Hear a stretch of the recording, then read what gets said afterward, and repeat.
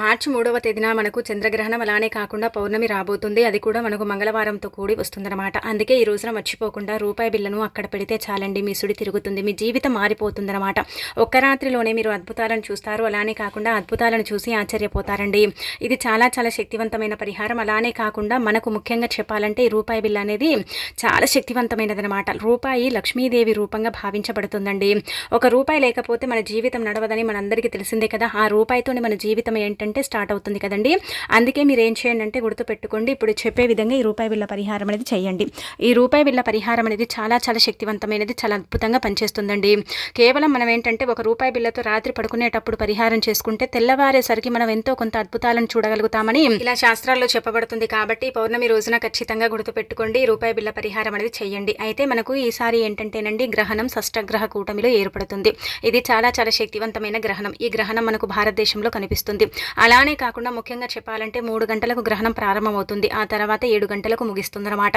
అందుకే గ్రహణ సమయాలలో ఖచ్చితంగా ఏంటంటే మీరు కొన్ని నియమాలను ఆచరించుకుంటూ తప్పనిసరిగా ఏంటంటే గుర్తుపెట్టుకోండి, గర్భిణీ స్త్రీలు కావచ్చు, నార్మల్గా కూడా అందరూ కూడా అండి కొన్ని నియమాలను పాటించుకుంటూ ఈ రూపాయి బిళ్ళ పరిహారం చేయండి. అయితే మీరు అనుకోవచ్చు, గ్రహణం రోజు రూపాయి బిళ్ళ పరిహారం చేస్తే మాకు ఫలితం ఉంటుందా అండి అంటే ఖచ్చితంగా ఉంటుందండి. మనకిది సిద్ధశాస్త్రంలో చెప్పబడ్డ పరిహారం, చాలా శక్తివంతమైన పరిహారం, చాలా మంది కూడా చేసేసి ఫలితాలను పొందిన పరిహారం. అంటే నార్మల్ రోజుల్లో కూడా ఈ పరిహారం చేసుకోవచ్చు. కాకపోతే తిదివార నక్షత్రం బాగుంది కదా, అందుకే తిదివార నక్షత్రం బాగున్నప్పుడు ఇలాంటి పరిహారాలు చేస్తే తప్పకుండా అవి ఫలిస్తాయన్నమాట. చాలా మంచి రిజల్ట్ని తెచ్చిపెడతాయి. కాబట్టి మీరు ఏం చేయండి అంటే ఇప్పుడు చెప్పే విధంగా కొన్ని నియమాలను పాటించుకుంటూ రూపాయి బిళ్ళ పరిహారం చేయండి. ముందుగా గ్రహణం ఏంటంటే 3 గంటలకు ఏర్పడుతుంది కదా, ఉదయం పూట మనం ఖాళీగానే ఉంటాం కదా, 3:00 అంటే గ్రహణం ఏర్పడుతుంది. కాబట్టి మీరేంటంటే 2 గంటల ముందే ఆహారం తీసుకోవాలి. అంటే గంట ముందైనా సరే ఆహారం తీసుకోవాలి. గ్రహణం అంటే పట్టి విడిచిన తర్వాత అండి. అలానే కాకుండా చెప్పాలంటే గ్రహణం వీడిన తర్వాత స్నానం చేసుకొని పూజ గదంతా కూడా క్లీన్ చేసుకొని ఇంట్లో దీపారాధన చేసుకున్న తర్వాత మనం ఏంటంటే వంట చేసుకొని తినాలి. అలానే కాకుండా ముఖ్యంగా చెప్పాలంటే కనుక గ్రహణానికి 1 గంట ముందు అంటే ఆహారం తీసుకుంటే మంచిది. ఆ తర్వాత గ్రహణాన్ని ఏంటంటే కనుక నేరుగా చూడకూడదు. అలాగే కాకుండా ముఖ్యంగా గర్భిణీ స్త్రీలు తప్పకుండా ఏంటంటే నియమాలను ఆచరించాలి. ఇవన్నీ కూడా మన పెద్దవారు మనకు చెప్తూ ఉంటారు. గ్రహణ సమయాలలో బయటికి వెళ్ళకూడదు, తిరగకూడదు, తినకూడదు, తాగకూడదు, తరగకూడదు, ఇలాంటివి చెప్తూ ఉంటారు. కాబట్టి అలాంటి జాగ్రత్తలు తప్పకుండా తీసుకోండి. ఇక ఆ తర్వాత గ్రహణ సమయాలలో ఇంట్లో ఉండే పచ్చళ్ళు కావచ్చు, ఆహార పదార్థాలు కావచ్చు, నీళ్ళ మీద కావచ్చు, దర్బలను వేసి పెట్టుకోండి. అలా పెడితే చాలా మంచిది. గ్రహణం అయిపోయిన తర్వాత ఆ దర్బల్ని తీసేస్తే సరిపోతుందన్నమాట. ఇక ఇల్లంతా కూడా శుద్ధి చేసేటప్పుడు గ్రహణం తర్వాత ఖచ్చితంగా ఉప్పు పసుపుని కలిపి ఆ నీటితో ఇల్లంతా కూడా క్లీన్ చేసుకోండి, మంచిది. ముందుగానే ఏంటంటే మీరు ఇలా ఇల్లంతా కూడా క్లీన్ చేసేసుకున్న తర్వాత ఇంకా మీరేంటంటే శుచిగా స్నానం చేయండి. స్నానం చేసేటప్పుడు కూడా పౌర్ణమి ఉంది కాబట్టి చిటికెడంత పసుపుని నీళ్ళలో వేసుకోండి. నెగిటివ్ ఎనర్జీ ఎక్కువగా ఉంటే చిటికెడంత రాళ్ళ ఉప్పుని అంటే కల్లుప్పుని ఏంటంటే కనుక నీళ్ళలో వేసుకొని స్నానం చేస్తే సరిపోతుంది. గ్రహణం రోజు నల్లటి వస్త్రాలు ధరించకూడదు, దూర ప్రయాణాలు చేయకూడదు. ఆ తర్వాత రాత్రి పడుకునే ముందు ఈ పరిహారం చేసుకోండి. ఇలా చేయటం వల్ల మంచి ఫలితం ఉంటుందన్నమాట. పౌర్ణమి కూడా ఉంది కాబట్టి అతీత శక్తివంతమైనది. పౌర్ణమి చాలా పవర్ని కలిగి ఉంటుంది. పౌర్ణమి ఏంటంటే కనుక చాలా పవర్ఫుల్ అండి. నార్మల్గానే చెప్పాలంటే ఈ పౌర్ణమి రోజే ఈ గ్రహణం ఏర్పడుతుంది. కాబట్టి గ్రహణం అయిపోయిన తర్వాత మన పనులన్నీ కూడా అయిపోయిన తర్వాత మీరు ఇలా రూపాయి బిళ్ళని తీసుకొని ఇప్పుడు చెప్పే విధంగా ఈ పరిహారం చేసుకోండి. మానవ జీవితం అన్న తర్వాత కష్టాలు, నష్టాలు, బాధలు, సమస్యలు వస్తూనే ఉంటాయి. చాలా మంది చాలా అనుభవిస్తూ ఉంటారు. ఒక్కొక్కరికి ఒక్కొక్క బాధ ఉంటుంది, ఒక్కొక్కరికి ఒక్కొక్క సమస్య ఉంటుంది. కానీ కొంతమందికి ఏంటంటే ఈ బాధలు కావచ్చు, సమస్యలు కావచ్చు, చెప్పుకోలేని ఇబ్బందులు కావచ్చు ఒకటేసారి వచ్చి పడుతూ ఉంటాయి. ఎంత చేసుకున్న వాళ్ళకు కలిసి రాదు, ఏం చెయ్యాలో అర్థం కాదు. అలానే కాకుండా ముఖ్యంగా మనం చూసుకుంటే ఏంటంటే ఇక్కడ చాలా వరకు ఇబ్బందులు కలుగుతూ ఉంటాయి కదా. అలాంటి వాళ్ళు ఈరోజు తిదివార నక్షత్రం బాగుంది కదండి, అందుకే రాత్రి పడుకునేటప్పుడు అండి పనులన్నీ కూడా అయిపోయాయి, ఇంకా మాకు ఏ పనులు లేదనుకుంటారు కదా, అప్పుడు 1 రూపాయి బిళ్ళని తీసుకోండి. అలా తీసేసుకొని ఆడవారైతే కుడి చేతిలో పట్టుకోండి, మగవారైతే ఎడమ చేతిలో పట్టుకోండి. ఇది మనకు శాస్త్రంలో చెప్పబడ్డది. అంటే మనకు సిద్ధశాస్త్రంలో చెప్పబడ్డ పరిహారం, సిద్ధించిన పరిహారము కాబట్టి. అలానే కాకుండా ముఖ్యంగా మనం చూసుకుంటే చాలా శక్తివంతమైన పరిహారం. డబ్బు పరిహారాలు చేసుకున్న నార్మల్గా పరిహారాలు చేసినా తప్పకుండా ఫలితాలు అయితే వస్తాయండి. ఆ ఫలితాలను మీరే మీ కళ్ళతో చూస్తారనమాట. అందుకే ఇలా ఏంటంటే చేతిలో పట్టుకోండి. ఇలా పట్టుకున్న తర్వాత మీకుండే బాధలు, సమస్యలు, ఇబ్బందులు, కష్టాలు, నష్టాలు ఇవన్నీ కూడా ఏంటంటే ఆ రూపాయి బిళ్ళకు చెప్పండి. అంటే చేతిలో పిడికిలు బిగించి పట్టుకోండి. అలా పట్టుకొని మీకుండే సమస్యలన్నీ కూడా చెప్పుకున్న తర్వాత దిండు కింద పెట్టి పడుకోండి. తెల్లారి లేచిన తర్వాత ఆ రూపాయి బిళ్ళని దానం చేయండి. ఇది చాలా చిన్న పరిహారం, చాలా చక్కగా పనిచేసే పరిహారం, చాలా అద్భుతమైన రిజల్ట్ని తెచ్చిపెడుతుందన్నమాట. మీ జీవితాన్ని ఖచ్చితంగా మార్చేసి మీ జీవితంలో ఉండే నష్టాలను, కష్టాలను తొలగించి మీకేంటంటేనండి అద్భుతమైన జీవితాన్ని అందించే పరిహారం అని చెప్పొచ్చు. అంటే ఇక్కడ ఇది గుర్తుపెట్టుకోండి, ఖచ్చితంగా ఖచ్చితంగా మార్పు ఉంటుంది. ఆ మార్పుని మీరే మీ కళ్ళతో చూస్తారనమాట. అంత చక్కగా సిద్ధించే పరిహారం అండి. చాలా చిన్న పరిహారము. మనం ఏంటంటే ₹1 కదా, దీనివల్ల ఏం జరుగుతుంది, ఏం ఫలితం రాదులే అనుకుంటాం. కానీ ఆ రూపాయి బిల్లనే మన జీవితాన్ని మార్చేసి మనకు ధనాన్ని ప్రసాదిస్తుంది, సమస్యల్ని మన జీవితంలో లేకుండా చేస్తుంది, సమస్యల నుంచి మనని బయటపడేస్తుందని మనకు పురాణ గ్రంథాల్లో చెప్పడం జరుగుతుందన్నమాట. అలానే కాకుండా సిద్ధశాస్త్రంలో కూడా ఈ పరిహారం ఉంది కాబట్టి ఖచ్చితంగా అండి ఇలా ఆచరించండి. ఇలా ఆచరించేసి ఫలితం అనేది పొందండి. అలానే కాకుండా ముఖ్యంగా ఈ తిదివార నక్షత్రాలు బాగున్నాయి కాబట్టి ఈ రోజున చేసుకోవటం వల్ల ఇంకా మంచి రిజల్ట్ని అయితే మీరు పొందుతారండి. ఇంకా అద్భుతమైన ఫలితాన్ని అయితే మీరు మీ కళ్ళతో చూడగలుగుతారని చెప్పొచ్చు. అసలు కూడా వదులుకోకండి. ఒకసారి చేస్తే మీకే తెలిసిపోతుంది. నార్మల్గా ఈ రోజు మీరు చేసుకోకపోతే ఏంటంటే మిగతా రోజుల్లో కూడా చేయొచ్చు, ఎప్పుడైనా చేయొచ్చు. ఎప్పుడు చేసినా కానీ ఫలితాలు అయితే రావటం మీరే మీ కళ్ళతో గమనించుకోగలుగుతారు. ఇది చాలా చాలా పవర్ఫుల్ పరిహారము. రూపాయి బిల్లనే కదనుకోకండి, దానితో మనకు ఎంతో అద్భుతమైన ఫలితం అనేది వస్తుందన్నమాట. ఆచరించుకోండి. ఇక ఆ తర్వాత ఇప్పుడు చెప్పే విధంగా ఈ చిన్న పరిహారం కూడా తప్పక పాటించండి. మందార చెట్టు అయితే ఈ పరిహారం చేయండి. అంటే ఇక్కడ మీరు ఇది కూడా మీరు గుర్తుపెట్టుకోండి. మందార చెట్టు అనేది అతీత శక్తివంతమైనది, దేవతా వృక్షంగా పరిగణిస్తారు. మందార పువ్వులతో మనం పూజలు చేస్తూ ఉంటాం. మందార చెట్టు అనేది సర్వసాధారణంగా అందరి ఇళ్లలో ఉంటూనే ఉంటుంది. మన పక్కన కానీ మన ముందు ఇంట్లో కానీ ఇలా కనిపిస్తూనే ఉంటుంది. మందార చెట్టు అనేది అందరికీ అందుబాటులో ఉంటుంది. కొంతమందికి ఉండకపోవచ్చు, కానీ మ్యాక్సిమం అయితే మందార చెట్టు కనిపిస్తూనే ఉంటుంది కదా. అయితే ఈ యొక్క గ్రహణం ఎఫెక్ట్ ఉంటుంది కదా, ఈ మందార చెట్టు మీద ఎక్కువగా ఉంటుందండి. అందుకే ఈ మందార చెట్టులో అతీత శక్తి దాగుంటుందన్నమాట. ఈ గ్రహణం రోజున సమయం సందర్భం అంటూ ఏమీ లేదు. మీరు 7 తర్వాత కూడా ఈ పరిహారం చేయొచ్చు, గ్రహణం పూర్తయిపోయిన తర్వాత, లేదంటే 2 గంటల లోపే ఈ పరిహారం అనేది చేసుకోవచ్చు. మీరు ఏదైనా సరేనండి, చిన్న భూమి అంటే మన స్తోమతకు తగ్గట్టు మనం ఏదైనా సరే చిన్న జాగా కొనుక్కోవాలనుకుంటున్నాం, అలా భూమిని కొనాలన్నా లేదంటే కనుక మన కోరికలు తీర్చుకోవాలన్నా సరే ఈ పరిహారం చేయండి. ఇలా చేసేసి ఏంటంటే మీకుండే ఇబ్బంది పోగొట్టుకోండి. మీ కోరికలు తీరాలంటే ముందుగా మందార చెట్టు దగ్గరికి వెళ్ళి నమస్కారం చేసి ఒక మందార ఆకుని కోసుకొచ్చుకోండి. అలా కోసుకొచ్చుకున్న ఈ మందార ఆకు మీద ఏంటంటే కనుక మనం ఇక్కడ చూపించే విధంగా నిమ్మకాయ సైజ్ అంత బెల్లం పెట్టుకోండి. అలా పెట్టేసి మీ కోరిక ఏదైతే ఉంటుందో అది చెప్పుకోండి. కోరికల్ని తీర్చడానికి బెల్లం అనేది చక్కగా ఉపయోగపడుతుంది, చాలా మంచి రిజల్ట్ని తెచ్చిపెడుతుంది. కోరికలు మనం ఏంటంటే కనుక తీరటానికి బెల్లం పరిహారం అనేది మనకు సిద్ధిస్తుందని అంటే పరిహార శాస్త్రంలో చెప్పబడుతుందండి.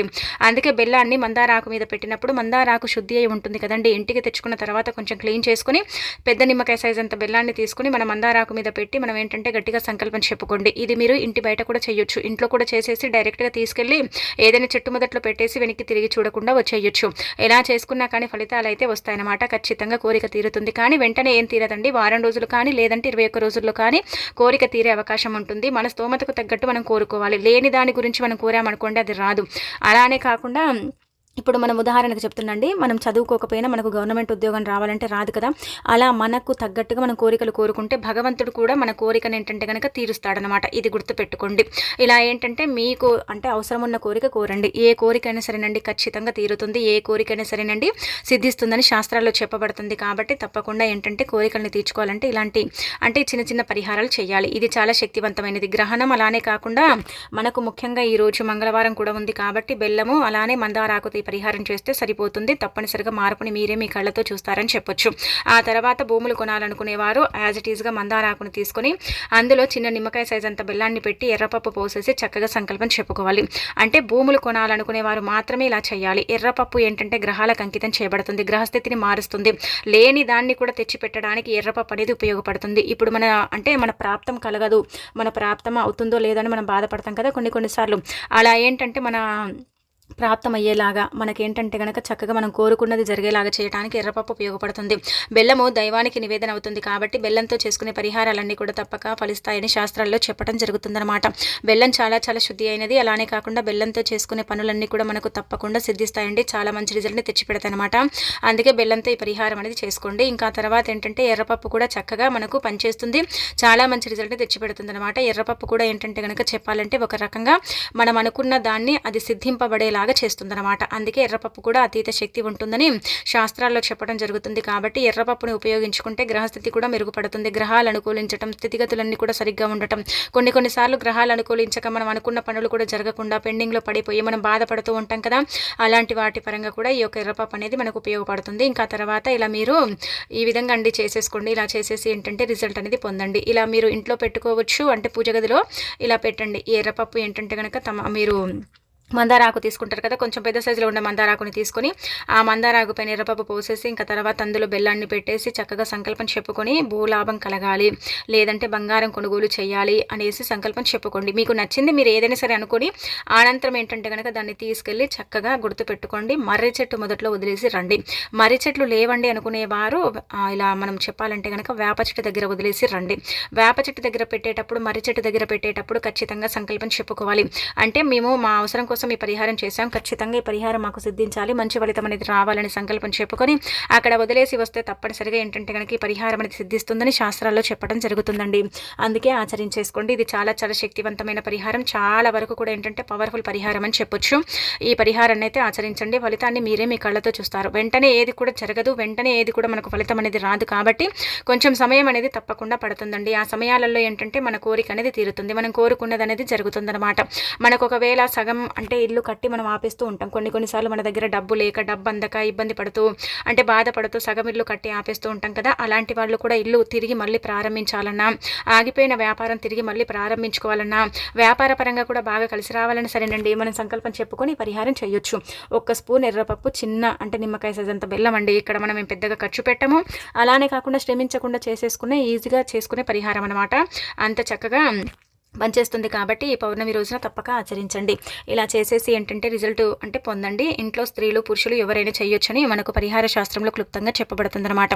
శాస్త్రాల ప్రకారం ఈ పరిహారం అత్యంత శక్తివంతమైనది కాబట్టి దీన్ని ఎంత నమ్మకంతో చేసుకుంటారో అంత నమ్మకంగా మీకు ఏంటంటే ఫలితం అనేది రావటం మీరే మీ కళ్ళతో చూడగలుగుతారని చెప్పొచ్చు. తిదివార నక్షత్రాన్ని బట్టి కూడా మన పరిహారం అనేది ఒక్కొక్కసారి సిద్ధిస్తుంది, ఒక్కొక్కసారి మన పరిహారం అనేది తప్పకుండా పనిచేస్తుందని చెప్పొచ్చండి. అందుకే ప్రయత్నించుకోండి. ఇక ఈ గ్రహణం రోజున ఏంటంటే ఇంట్లో పొరపాటున ఈ పనులు చేయకండి. ఇంట్లో పొరపాటున ఈ పనులు చేశారనుకోండి నరకాన్ని అనుభవిస్తారు. చాలా వరకు కూడా సమస్యలు ఏర్పడతాయి అనమాట. దరిద్రాన్ని మనమే బొట్టు పెట్టి మన ఇంటికి పిలిచిన వారం అవుతాం. కాబట్టి ఈ పనులు అనేది అసలు చేయకండి. ముఖ్యంగా ఈ రోజు అంటే మంగళవారం ముందే చాలా వరకు కూడా ఈ గడ్డం గీయించుకోవటం కానీ కటింగ్ చేయించుకోవటం కానీ చెయ్యరు. కానీ కొంతమంది ఏంటంటే చేస్తూ ఉంటారు. కానీ అలా చేయకండి. గడ్డం గీసుకోవటం, షేవింగ్ అంటే చేసుకుంటాం కదా, అలాంటివి చేయకండి. గోర్లు కత్తిరించకండి. స్త్రీలు ముఖ్యంగా ఇంట్లో కంటతడి పెట్టకండి. అలానే శాపనార్థులు పెట్టకండి. మూగ జీవాలను హింసించకూడదు. అలానే ఏంటంటే కనుక మనం ముందే చెప్పాం కదా, నల్లటి వస్త్రాలు ధరించకూడదు. దూర ప్రయాణాలు అస్సలు చేయకూడదండి. ప్రయాణాలు కొంతమందికి అనుకూలిస్తాయి, కొంతమందికి అనుకూలించవు. కాబట్టి ప్రయాణాల వల్ల ఇబ్బంది కలిగే అవకాశం ఉంటుంది. అందుకే ప్రయాణాలను అస్సలు కూడా ఏంటంటే కనుక చెయ్యకండి. దూర ప్రయాణాలు చేయకండి. ఒకవేళ ప్రయాణం చేయాల్సి వస్తే మాత్రం ఒక చిన్న నిమ్మకాయని తీసుకొని మీ దగ్గర పెట్టుకోండి. ఎల్లో కలర్లో ఉండే చిన్న నిమ్మకాయని తీసుకొని మీ దగ్గర పెట్టుకుని ప్రయాణం చేయండి. ప్రయాణం అనంతరం నిమ్మకాయని 3 సార్లు తల చుట్టూతో తిప్పి ఆ తర్వాత ఏంటంటే కనుక ఆ నిమ్మకాయని పడేయండి. అలా చేస్తే గ్రహణం ఎఫెక్ట్ ఉండదు. అలానే కాకుండా ఏంటంటే పౌర్ణమి ఉంటుంది కదా, పౌర్ణమి రోజున కూడా భూమిపైన ఎంతో దృష్టశక్తులు అంటే సంచరిస్తూ ఉంటాయి. ఆ దృష్టశక్తుల ప్రభావం అనేది మీ మీద పడకుండా మీకు ఎలాంటి ఇబ్బంది అనేది జరగకుండా ఉండటానికి కూడా అవకాశం ఉంటుందన్నమాట. ఇక ఆ తర్వాత ఈ రోజున ఏంటంటే గుర్తుపెట్టుకొని కుక్క కనిపిస్తే ఖచ్చితంగా అండి మీరేంటంటే కనుక ఆహారం పెట్టండి. కుక్కకి ఎటువంటి ఆహారం అయినా సరే పెట్టవచ్చు. కుక్కకు ఆహారం పెడితే చాలా మంచిదండి. ఈ రోజున కుక్కకు ఆహారం పెట్టడం వల్ల ఏంటంటే కనుక మన దోషాలు తొలగిపోతాయి, మనకు దరిద్రాలు ఏర్పడుతూ ఉంటాయి, గండాలు ఏర్పడుతూ ఉంటాయి. గండాల వల్ల మనం సఫర్ అవుతూ ఉంటాం, గండాల వల్ల మనం చాలా ఇబ్బంది పడిపోతూ ఉంటాం కదా. అలాంటి వాటి నుంచి కూడా బయటికి రావాలంటే కుక్కకు ఆహారం ఎటువంటిదైనా సరే పెట్టొచ్చు.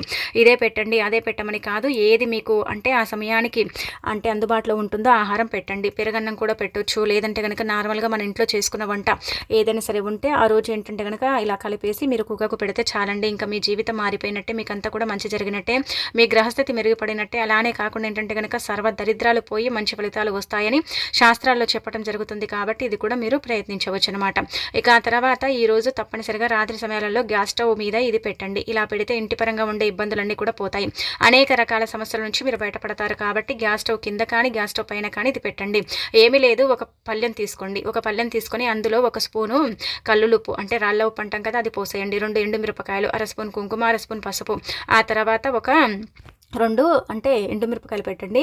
1 స్పూన్ అంతా ఆవాలు పోసేయండి. అచ్చం ఆవాలు తీసుకోండి. 1 స్పూన్ ఆవాలు, 1 స్పూన్ రాళ్ళ ఉప్పు, 2 ఎండుమిరపకాయలు, చిటికెడు కుంకుమ, చిటికెడు పసుపు, ఇదంతా కూడా ఒక ప్లేట్లో పోసి ఒకసారి ఇల్లంతా కూడా తిరిగి ఇంట్లో నుంచి అంటే మనం పూజ ఇలా మనము అంటే వంటగదిలోకి వచ్చి వంటగదిలో గ్యాస్ స్టవ్ కింద కానీ గ్యాస్ స్టవ్ పైన కానీ పెట్టుకోండి. ఇలా పెట్టడం వల్ల ఇంటికి ఏర్పడిన గండాలు, దోషాలు, దరిద్రాలు, ఆ గ్రహణం ఎఫెక్ట్ అంతా కూడా పోతుంది. ఇంటి పరంగా మనకు బాగా కలిసి వస్తుంది, ఎలాంటి ఇబ్బందులు ఉండవు.